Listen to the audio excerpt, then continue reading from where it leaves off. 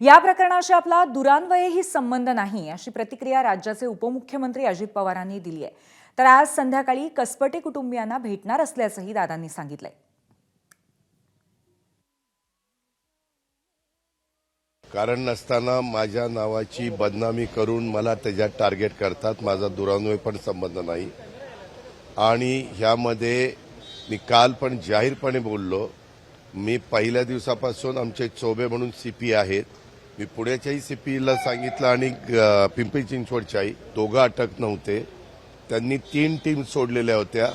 काल पुन्हा मी सकाळी चोबेला सांगितलं की अजून टीम वाढवा, पण ह्यांना अजिबात सोडता कामा नये. ताबडतोब अटक करून यांना जे काही आता नवीन आपण काही कायदे केलेले आहेत, जुने कायदे आहेत, ह्या सगळी कलमं लावून ह्यांचे जे कोणी ह्याच्यात दोषी असतील त्यांच्यावर कारवाई झाली पाहिजे.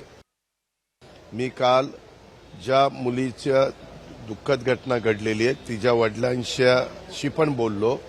आज मी माझे कोल्हापूरचे कार्यक्रम करून ज्यावेळेस पुण्याला जाईन त्यावेळेस मी संध्याकाळी त्यांच्या घरी भेटायला पण जाणार आहे. माझे इतर पण सहकाऱ्यांना मी पाठवलेलं होतं.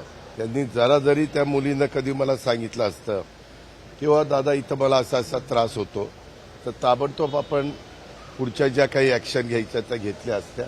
ह्या संपूर्ण जे कोणी दोषी असतील हगवणे परिवारातले त्यांच्यावर अतिशय कडक कारवाई केली जाणार आहे.